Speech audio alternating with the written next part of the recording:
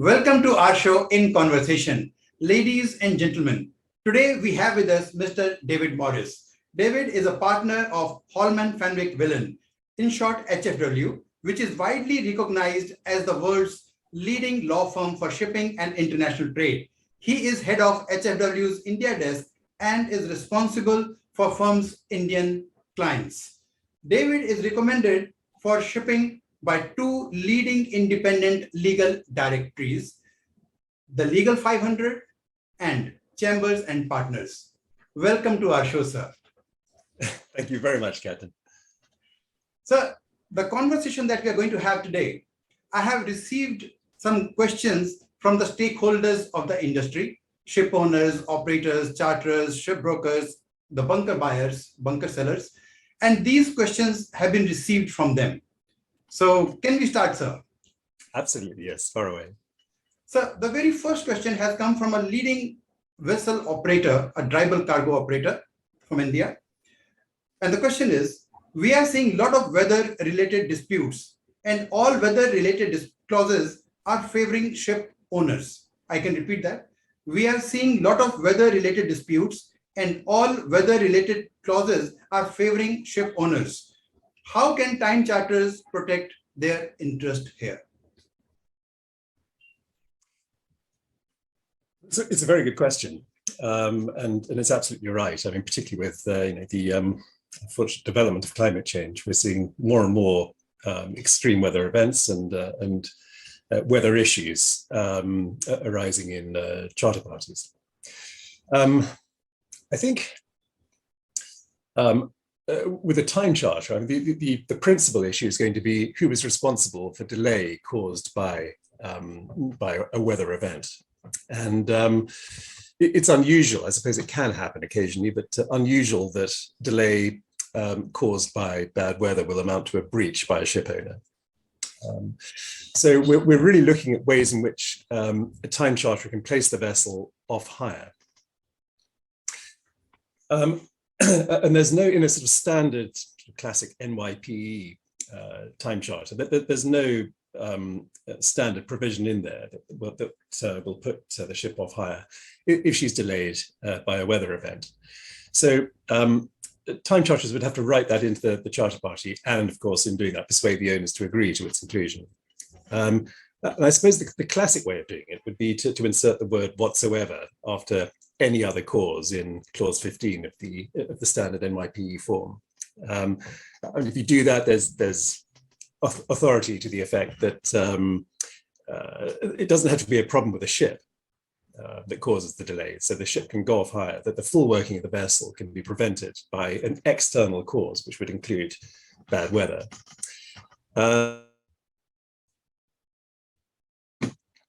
And the words "any other cause" don't mean quite any other cause. It means any other cause that is similar to the named causes in clause 15. So by inserting "whatsoever," that means it doesn't have to be similar to those causes. So that would include bad weather. But of course, as everybody knows, ship owners are understandably very reluctant to allow anybody to insert the word "whatsoever" into a time charter off hire clause like clause 15. Because the effect is that essentially it shifts the entire risk of any delay caused by something for which neither party is responsible onto the owners. So owners understandably will fight generally tooth and nail to stop that from happening. But is it happening frequently? Well, have you come across these kind of situations very often these days? Oh yeah, no owner will want to allow a time charter to insert the word "whatsoever" in clause 15 of the NYPE form. I mean, it's standard. So unless the charter is in a very strong negotiating position when the charter parties agreed, it's typically very difficult to persuade an owner to include the word "whatsoever" in clause 15 for the reason I just mentioned.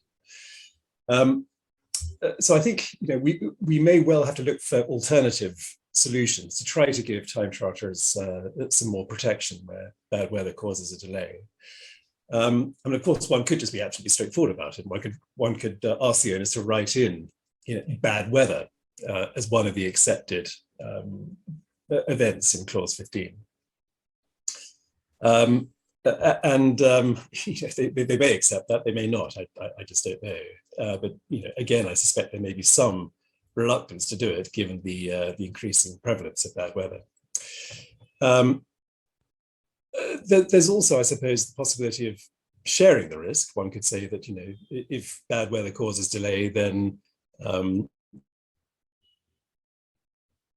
half the agreed rate of hire will be payable. So both parties are sharing that risk of an event which is neither party's fault.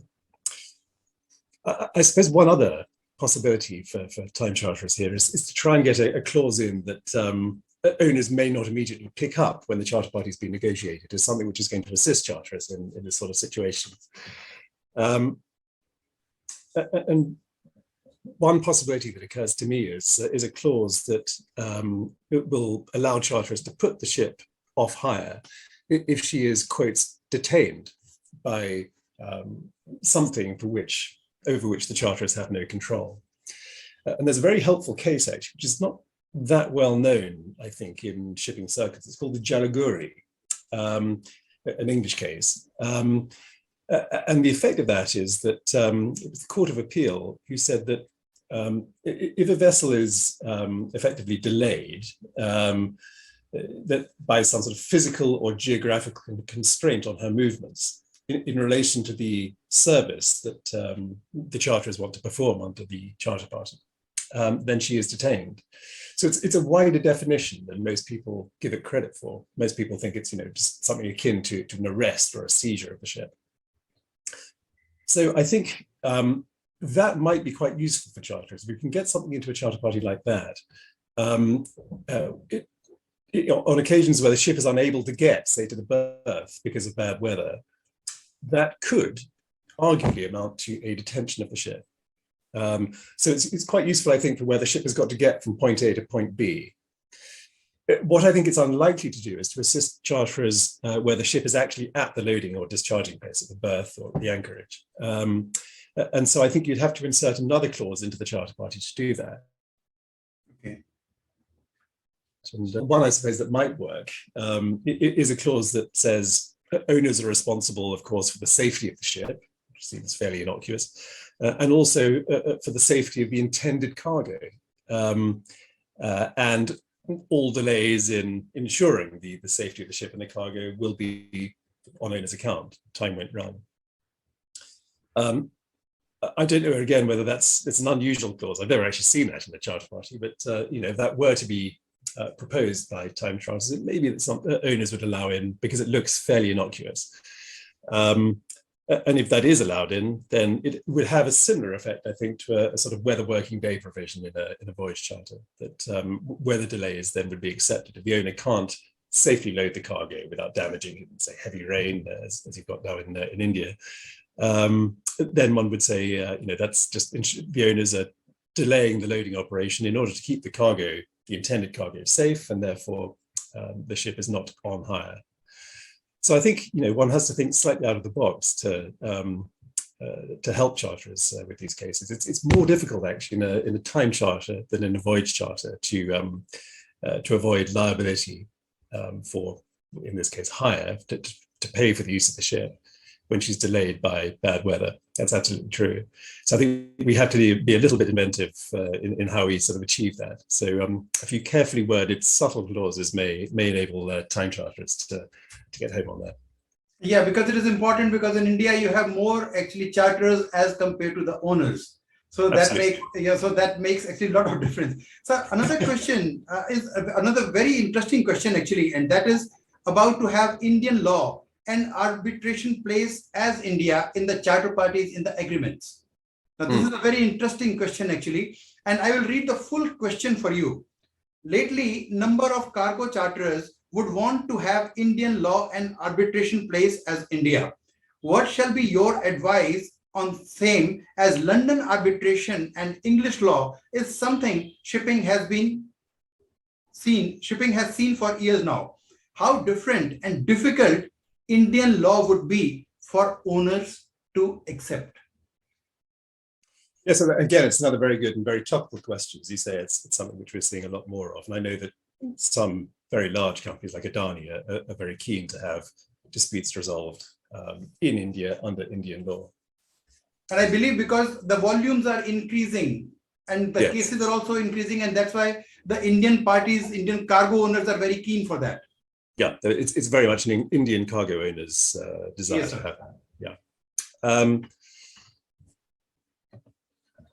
Just the question's in two parts, and answering the first part, how different is Indian law from English law? I mean, the short answer is actually there's very little difference.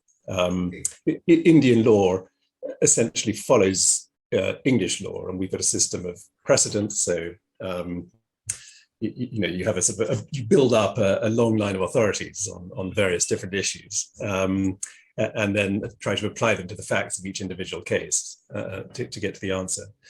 So Indian law adopts the English authorities. I think that the Indian shipping statutes, contractual statutes, generally are very similar to English statutes. So there isn't actually much of a difference when it comes to English law and Indian law. They're both pretty similar.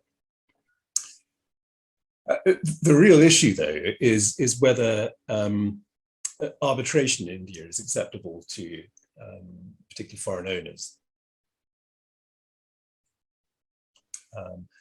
I think there are a large number of perceptions, and whether or not those perceptions are justified or not is another question. But I think ship owners and indeed charterers from other countries have a number of concerns about resolving disputes in India. I think the first of those is always delay.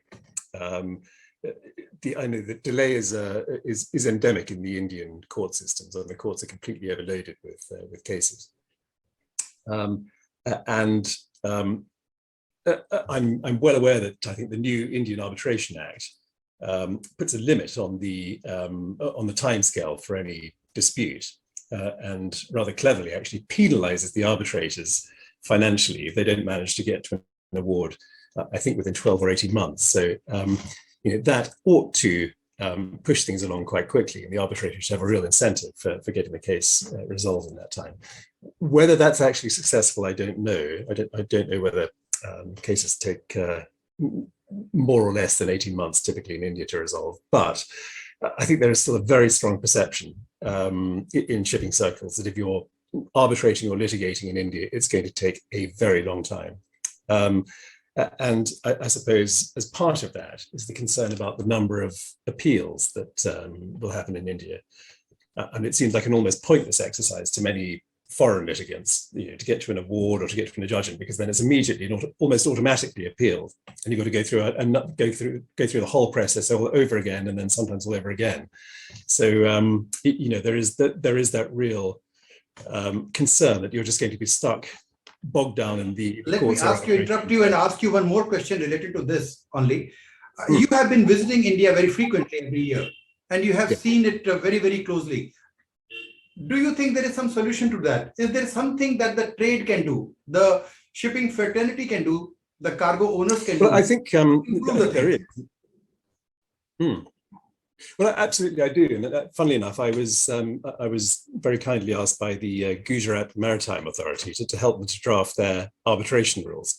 And they were saying, we should be making India attractive to parties, but because you don't have to travel outside India. And I was saying to them, well, look, that's not really the attraction of Indian arbitration. These days, nobody really has to travel outside of their home country to arbitrate. I mean, you get the English lawyers to do that in London. If they do that for you. You don't have to come to London for the hearing.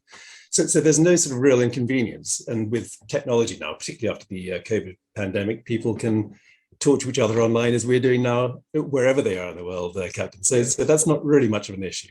But there is a perceived advantage of being on home turf. And so it's quite understandable that parties want to do that. So it really is just the question of persuading owners that it's not going to be that bad. And one way to do that is to have some clear arbitration rules, short, concise, easy to follow rules that you can then send to a ship owner and say, look, these are the rules that we'll be dealing with. There is a time limit on arbitrations, and we won't be bogged down in the system for years. This is something which can be resolved in 12 or 18 months. And I was trying to encourage the Gujarat Maritime Authority to really make that a sort of very loud and clear point, because I think that is the biggest disincentive at the moment for foreign parties to come and arbitrate or resolve disputes in India. I think another issue, which is a little bit it's a chicken and egg, I suppose, but because there hasn't to date been a great deal of shipping arbitration work in India,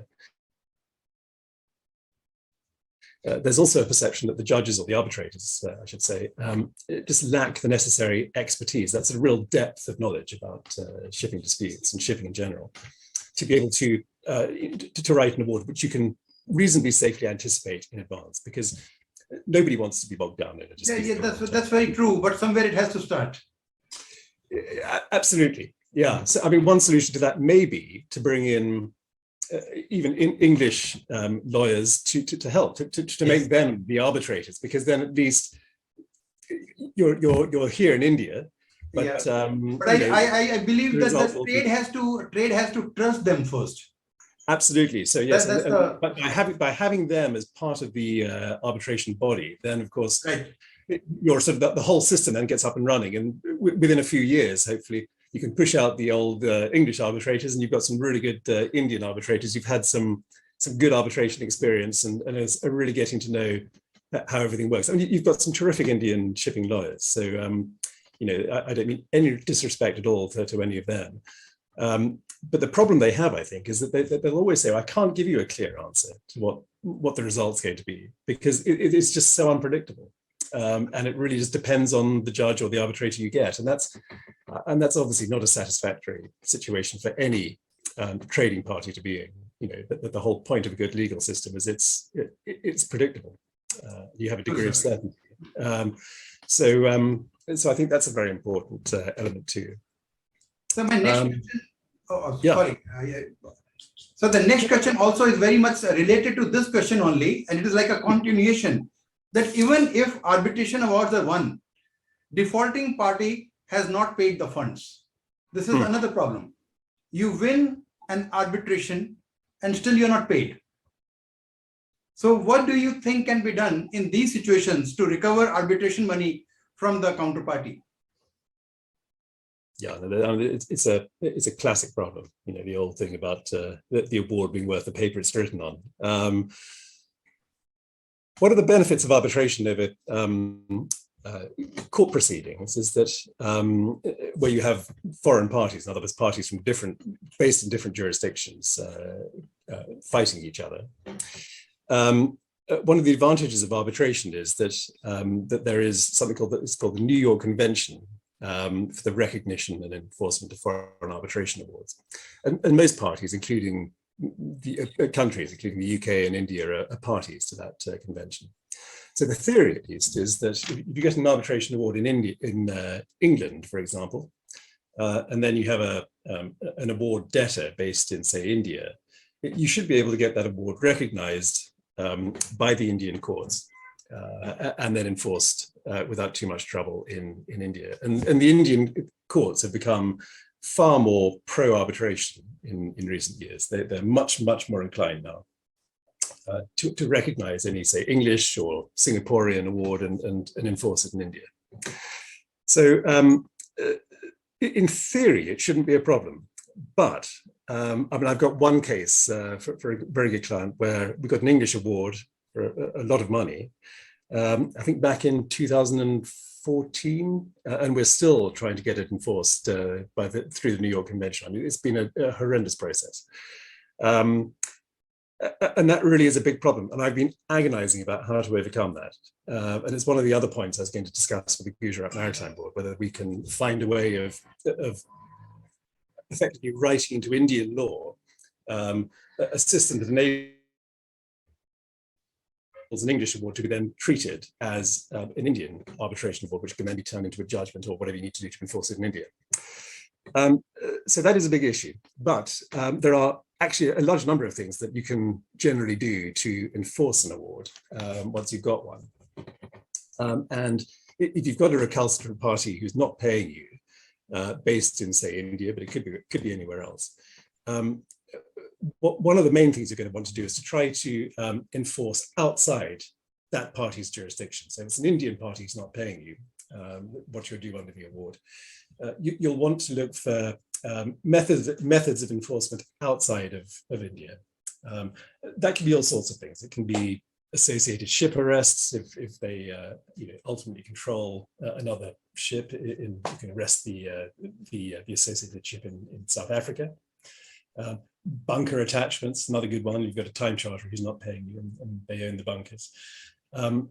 Another interesting one, actually, which has become easier in recent years, is to intercept receivables that the arbitration debtor is due to receive from his customers. So normally that could only be done, say, in England. So you have a party based in England who is going to receive some money from somebody else. You could then intercept it and take that money yourself.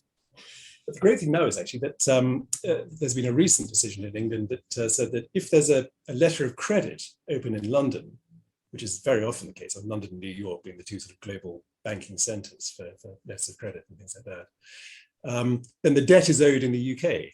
And that's great because it means that you can actually then go to the English courts and intercept that money.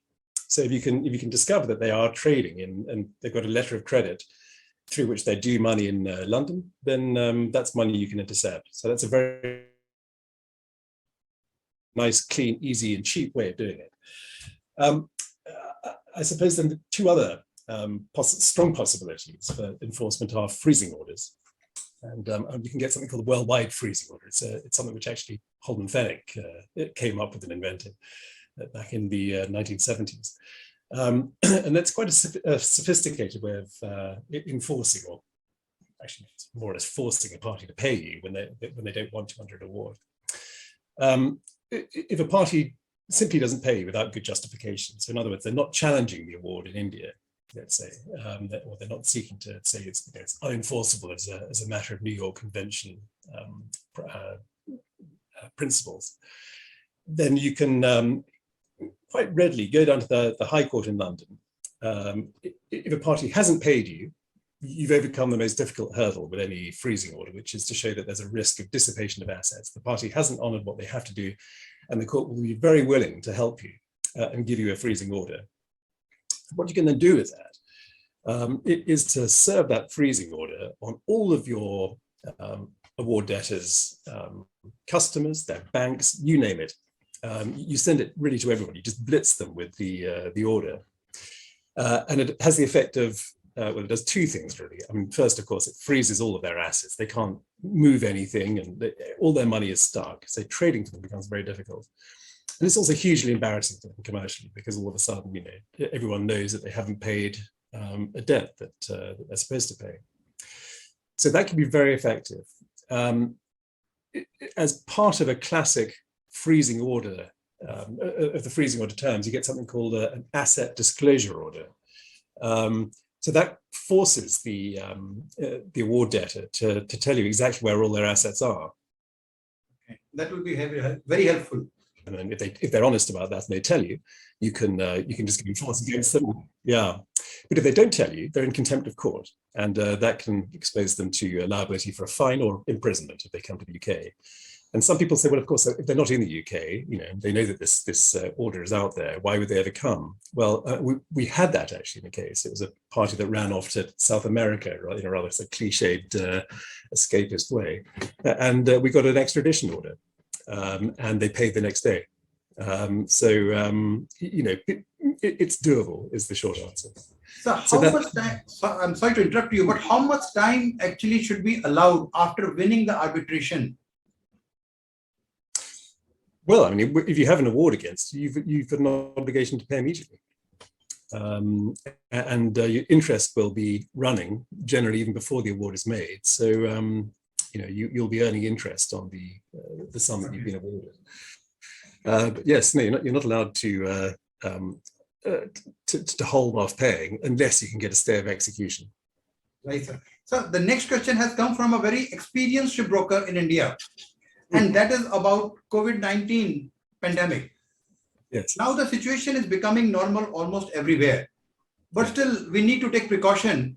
And what are the clauses that should be actually inserted in the charter party so that the interest of the owner as well as the charterer is taken care of? Would you suggest something? Well,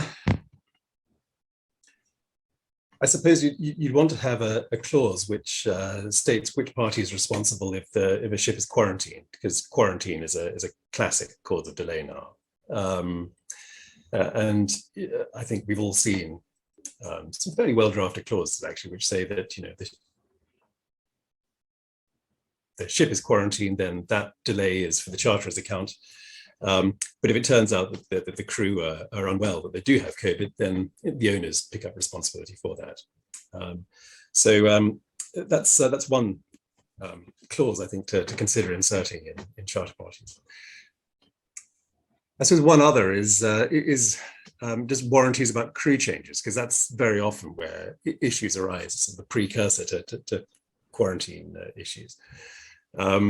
So from a charterer's perspective, I think it's a good idea to have a clause which tells the owners exactly when and if they're allowed to effect a crew change, and also where the new crew are coming from, because you don't want to be taking on board crew from a country which is infested with or has a high COVID incidence.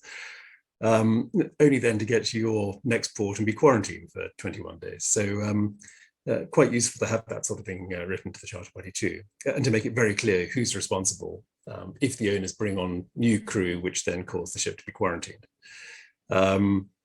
So I think probably those are the two sort of headline coronavirus clauses that I hope that our viewers have received the answer, and it will be very, very useful for them. Sir, one question has come from ship owners. So, and it is about calling the Russian ports. As you know, these days it is quite risky. All cargoes are not actually banned, or you can say that. I will read the exact question for you. What precaution would you suggest while calling a Russian port? Some commodities are sanctioned, whereas there are several other commodities which are allowed to trade. So we have some commodities which have been sanctioned, but some other commodities which are allowed to trade. So what is the precaution for the ship owners? I think that's probably not a question I can answer in an interview like this. I think the best answer, actually, and it sounds self-serving, but it's not intended to be, is actually to take legal advice and from a specialist. I mean, sanctions is such a complex issue, and the consequences of getting it wrong are so serious. I mean, if it helps, Holman HFW has London's leading sanctions expert, one of my partners employed in the London office. And I think the best thing to do is just to speak to him. I mean, he's doing this day in, day out, and he turns devices around actually for extraordinarily quickly, and for very little money. So it's well worth actually taking that advice. It'll probably cost a few £100, but it'll reassure you that what you're about to do is not going to land you in a lot of trouble. Yeah, it can save from a lot of damages. Yes. Yeah. So the next question has come from a leading bunker trader, a global bunker trader company. So normally in every nomination, in every deal, it is very clearly mentioned that whose terms and conditions are applicable, whether it is seller or it is the buyer. Yes. But then there are some deals where it is not mentioned. Now, in an event of a dispute, whose terms and conditions would be applicable? This is it's something known in English contract. It's the battle of the forms. And it's an absolutely classic situation where the buyer says, I want to buy X from you, and these are my terms. And the seller says, well, that's all very good. Thank you very much. We accept your price, etc. And here are our terms. And so that, the forms are sort of getting sent to and from each party. And the way English law has dealt with that, because it's clear you've got a contract at the end of the day. The parties have performed it, and then the dispute has arisen. And so the courts have to work out, well, on whose terms did they contract? it's hopeless to say there was no contract, that there clearly is a contract because that they've performed it. And so the courts have taken a practical approach, and they've just said literally it is the last form that goes in. So if you're a buyer and you are the last party who says, yes, the contract's all concluded now on my terms or on these terms, and then nothing else is said, then that is the answer. So if you're a buyer and at the time of contracting, you have been the last person who has said, and my terms apply, and here they are, or refer back to your link or where the terms are, then that's it. It's your terms on which you've contracted. So you just look at the time of contracting, what was the last form to go in? What was the last confirmation saying we're contracting on buyers or on sellers' terms? And so the key has always been get in there last, at the very last minute, and say, and here are my terms, and just hope that you can get that through, because it will be those terms on which you contracted, at least as a matter of English law. So in the recent times, something like that has happened. Any case has come to your notice? Actually, no, not recently, because it's so well established now. I mean, I think that was probably my first week of law school. That was the very question that arose, where you get this classic situation of two trading parties, both wanting their own terms, both wanting the deal to go through, but neither of them actually stating, yes, we accept your terms. Whose terms apply? And that has always been the way the courts have dealt with that issue. Sir, thank you very much for your very valuable time. And I'm very sure that your advice will be very, very useful to all the stakeholders of the industry. Thank you very much once again, sir. It's a great pleasure. Have a nice weekend. Likewise. Thank you very much. Thank you for watching the video. If you liked the video, please hit the like button and subscribe to the Shipping Tribune YouTube channel. Thank you.